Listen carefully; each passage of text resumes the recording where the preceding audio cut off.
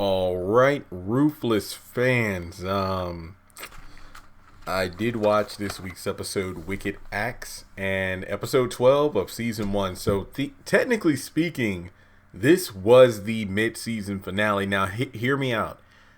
We're still getting a new episode next week, but the season itself is 24 episodes. So, if the series was on network television, this technically would be the mid-season finale. Just throwing that out there. Now, I didn't rush to watch the episode. Let me give you a little bit of a backstory as to why. I promise I'll get into a review. Yesterday was a bit of a high-strung stress day because the leasing office was like, hey, you guys are out by the end of the month. Like, wait, what the hell? Because we renewed our lease back in March. They must have lost it. I don't know what happened, but we signed it and turned it in early in March. And for whatever reason, now they're saying they don't have it, even though we physically went over there to hand them the lease. So we re-signed the lease, and it was very stressful amidst everything else going on. But I just wasn't in the mood to just rush into this episode. So this morning I woke up, went to Walmart, went to Harbor Inn Seafood. I've been craving seafood for a while. And after I got in better spirits, watched the episodes. I did watch Bruh first, but Ruthless. So between this morning, I actually went to bed like at 3:30. I was so mad. I couldn't sleep last night. But I woke up because I actually, for the past 3 days, I've been trying not to just jump on social media. It's a battle zone on social media right now between people, and I don't want to see that. But I did check my DMs. A lot of people are like, Jeremy, this episode, you gotta watch it. The ending. And some people are saying, this is the best episode of Ruthless ever. Look, in my opinion, this was not a great episode. I'm going to be completely honest. I didn't really like it that much. I know that's probably going to catch a lot of flack. I'm giving it a 4 out of 10. I'm going to be completely honest with you. Maybe the score is a bit low. Maybe it's because, well, Jeremy, maybe those people hyped up the episode. But I don't think it lived up to the hype. Because for me, the first 27 minutes, I'm like, when the hell is something going to happen? I'm just sitting in it, and I made sure it's like, are you still mad about what happened with the lease thing? No, I was watching the episode. So let's get into the review. It's been almost 3 minutes, and I know y'all like, Jeremy, get to the point. So for this video, let's shoot for a goal of... This was episode 12. Let's shoot for a goal of 120 likes. If you are new to the channel, hit subscribe, hit the bell notification icon so you don't miss out any new content, and follow me on social media. Links are in the description box below. But we pick up where we left off. The elder mother is questioning what's going on here. Daikon pretty much makes up a story protecting Ruth, that Ruth was in here displaying weakness. She was worried about the Nisi. The girl? And yeah, basically that was the whole scene. It's the fact that Ruth was weak and she's an elder. She can't be worried about little things like this. She was a deserter. She deserved to get what she got. She was punished. An eye for an eye. And after Ruth goes back to her chambers to be dealt with later, the elder mother is very concerned about the highest because of the fact that in his visions through meditation, he keeps saying that the government is coming, and she's saying, look, if anything happens to him, then this whole thing won't work because the highest is needed in order to carry on the mission, which I'm still questioning.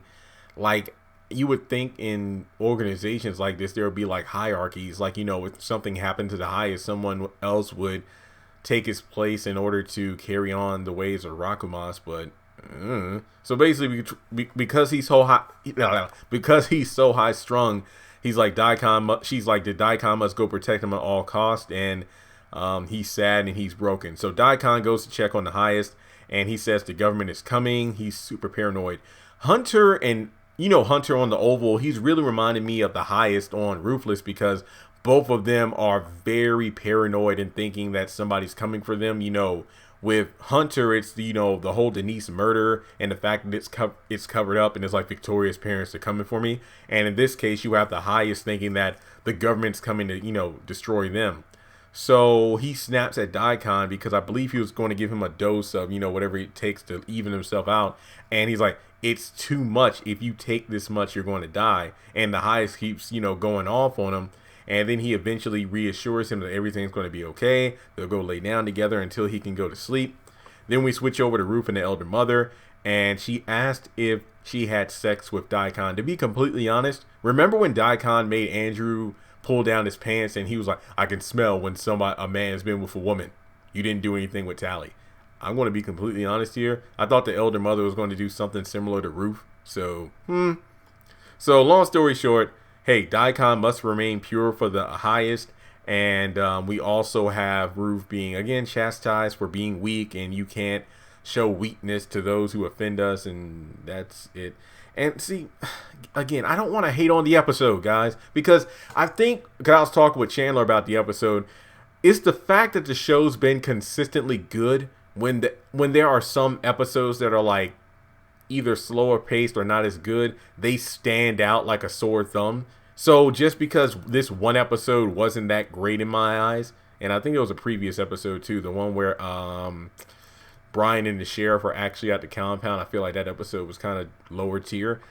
My thing with this episode, the first 20, basically the first 30 minutes to me were just, oh my God, when is something going to happen? Because it seems like we're really getting repetitive dialogue. The highest is paranoid. Elder mother's concerned about the highest and chastises Ruth and Tally. And then every time Ruth and Tally talk, Tally's like, you need to be careful. Don't underestimate him. And then Ruth's like, I got it. I know what I'm doing. Because didn't she say, I F Daikon? And it's like, what?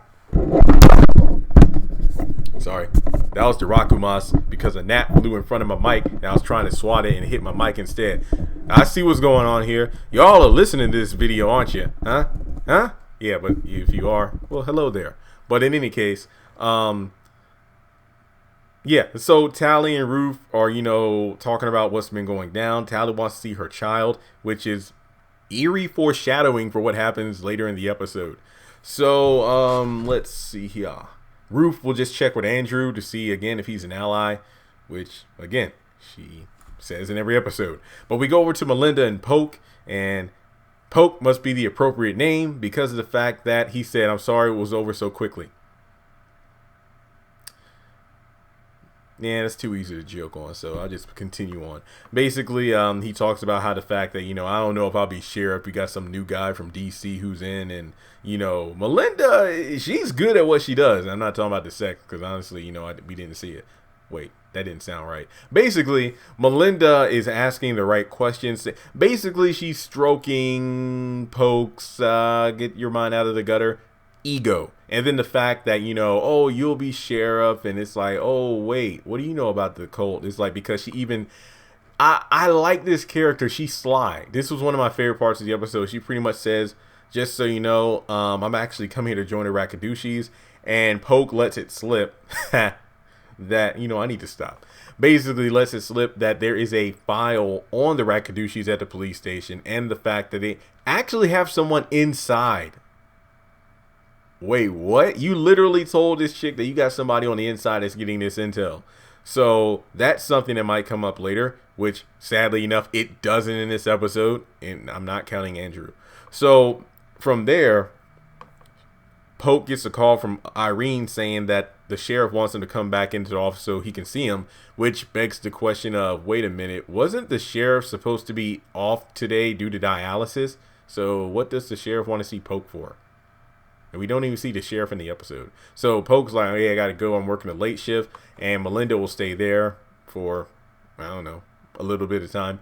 And she'll make dinner, possibly swing by the sheriff's office with it. So he even says, I want to be the only one there tonight. So office sex? I don't know. And Malcolm actually is sitting outside of Sarah's house. Apparently, she decided not to go to the compound because Malcolm tells Mac that it's been a few hours. Mac says, hey, you can just abort the mission. I want to come over to see her. Oh, no, I'll keep watch. And he's like, fine, I'm going to come over to see her. And Malcolm goes to the door, talks with Sara, basically says, I will leave Cyndia today if you'll be with me. And basically, for whatever reason, I've been listening to a lot of old school R&B lately. Anita Baker, Atlantic Star, Atlanta Star. Wait, is that it? Atlantic Star. Secret Lovers, Circles, Always. And I thought And I love Babyface. Basically, Malcolm was pulling as soon as I get home from work. It's like, I'll pay your rent, your faithful lover. And then he switches around, I'll pay for your car, your mortgage. Here's $6,000. I'll get you some more. It's like, soon as I get home from work, coming straight home to you, baby. And then it's like, here we are, the two of us together, taking this crazy chance to be all alone. Because, Mac ain't there yet. We both know that we should not be together. Because if they found out, Cindy and Andrew, it can mess up both our happy homes. But in this case, Malcolm's already on the rocks for Cynthia. She already knows he's cheating. And basically, look, you're fat. I don't like big women. I want to leave you. And then, Sarah's just been lonely for 3 months. So apparently they've been messing around for the entire time Andrew's been gone. Hey, these 3 months have been the best 3 months of my life. What? Okay.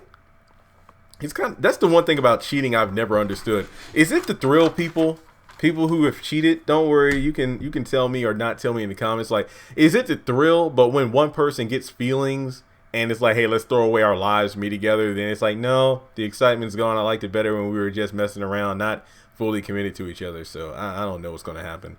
And based on the end of the episode, it begs the question, so what if Andrew finds out? But then again, he did knock up Tally. Even though she's going to end up dying eventually in the continuity of the Oval, does it really matter? I don't know.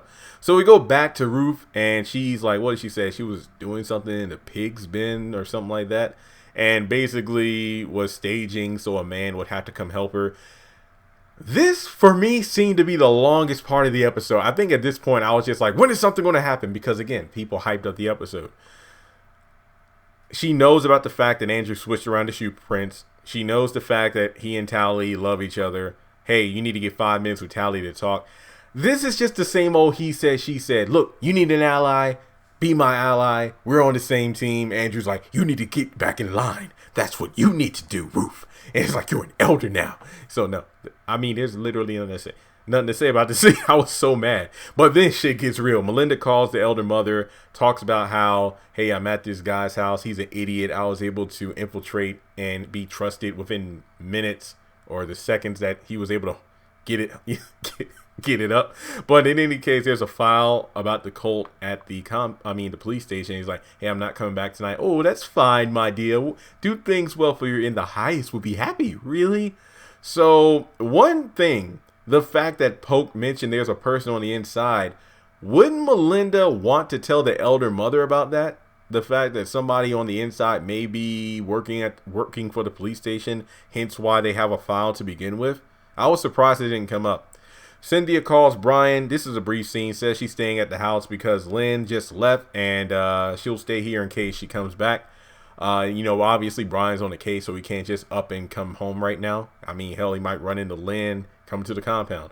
The sheriff is coming. Pretty much a guy comes into Daikon while he's laying with the highest and, kind of tells him the alert. The British are coming. And this is when shit gets real. Oh, Lord, it's one car. So they rush to get everything ready on their post. People are being handled sniper rifles, and it's like Armageddon up in there. So Poke is in the police station with Irene. Nothing much to say about this scene. The fact that, Poke is being established. Hey, Irene's going home. I'm going to be the only one at the station late at night. And that's about it. Applesauce oh Lord. When Ruth and Tally notice the applesauce is gone, they rush to the classroom because the elder mother is handing out applesauce to all the kids. And we know applesauce is the snack of death. I'll never be able to look at applesauce the same again. To be honest, I never really liked applesauce. Not my cup of tea. And I don't like tea either. So Tally and Ruth are trying to, hey, we're here to assist because Tally had training and she could show Ruth what to do. Elder Mother's like, no, get back to your post. This is an emergency. Because obviously their kids are there, and if they eat the applesauce, they're dead, and they don't want that to happen. So then next thing you know, Andrew with a sniper rifle, and I'm like, yo, that's awesome. That was cool. And him and Daikon are getting ready to get things situated. Andrew is probably going to get on his post while Daikon meets with the sheriff at the gate. And then one of the people runs up, hey, no, Ruth and Tally are in the classroom. No, it's like, I'll handle it. So Andrew goes to them. Daikon goes to the gate. Andrew, get back to your post, ladies. I did like the nice touch of their daughters being up there with the elder mother while they're trying to convince her, wait until the alarm goes off. the signal instead of just doing it right then and there. And I have a lot of thoughts on that about the applesauce, but I'll get to that at the end of the review. So eventually Andrew gets them to go. I was about to say, like, he's probably going to blow it down. I'm FBI, do what I say. But he reassures them that nothing is going to happen with the signal. Your kids will be safe, but you need to go where you need to go. So Andrew gets on his post. He calls Max saying that you're about to make a big mistake. You're about to have 30 dead kids here if you don't tell your man to turn around right now. So basically, we get to the end of the episode. Matt calls Brian, and we see Brian through the vision of a sniper rifle, and the screen goes black. So Andrew is not compromised. At least it seems so. And that's the end of the episode. So yeah, even though it got a little exciting during the end, it took a long time to get there. That's all I'm saying. But it just goes back to what I was saying before. Melinda not telling the elder mother about the person at the compound who could be leaking intel to the police. Not to mention the fact that I still don't understand. Again, this is a cult, so I know their mind and way of thinking is different than mine, obviously. But for one sheriff vehicle, kill all the children and then everybody else will follow. I don't get that. I really don't. It's like, what if that begs the question, if the highest was awake and got the alarm, what would he do? Would he have just went straight crazy? Like, everybody dies right now? It just doesn't make sense. Like, Brian said he had some follow-up questions as a guise, but if he turns, like, imagine if the elder mother had everyone eat the applesauce right then and there, and then Brian gets the phone call and then decides to just turn his car around and leave. Then what would have happened? Like, what if the highest woke up and it's like, oh, you were right, the government came. Oh my gosh, the visions from the Rakumash they were correct. No, imagine the elder mother giving the call. All right, you were right, highest, the government did come. Oh my gosh. What happened? Well, we did as instructed. The children, they have gone to see the Rakumas. Oh, wow. So what happened when the government came? Well, it was one cop. It was one sheriff's car, yes. And there was one person inside. One? And they didn't even get to the gate. They actually stopped, turned around, and left. That was it? Yes. And the children are gone? Yes. Elder mother, I think it's time for you to eat some applesauce. That was just, I don't get it. That wouldn't make sense. So, in any case, that was the episode. 4 out of 10. Sorry, not sorry. That was my score. What did you think of it? Do you think my score is too low? I don't know. For me, the episode just dragged in places because, well, then again, it is episode 12. That's all I'm saying. It's like I said earlier. The show's been pretty strong. So, yeah, there will be episodes that are weaker than others. But for those who said this was the best episode, why do you think it was the best episode? Seriously, I don't know exactly which one I would say is the best, but it certainly wasn't this one. Lost is still one of my favorite episodes. I think that was episode 6. So let me know your thoughts. I'll talk to you all soon. Oh, yeah, and that's right. Like I said earlier, for whatever reason, Sara decided just not to go. Also, we didn't even get Lynn in this episode, but maybe she'll pop up next week. I don't know. All right, guys, thanks so much for tuning in and listening to my ramble at the beginning of the video. Make sure if you want to donate to the channel on Patreon for as little as $1 a month to get content there you won't get here on YouTube, or you can just make a small donation on PayPal or Cash App.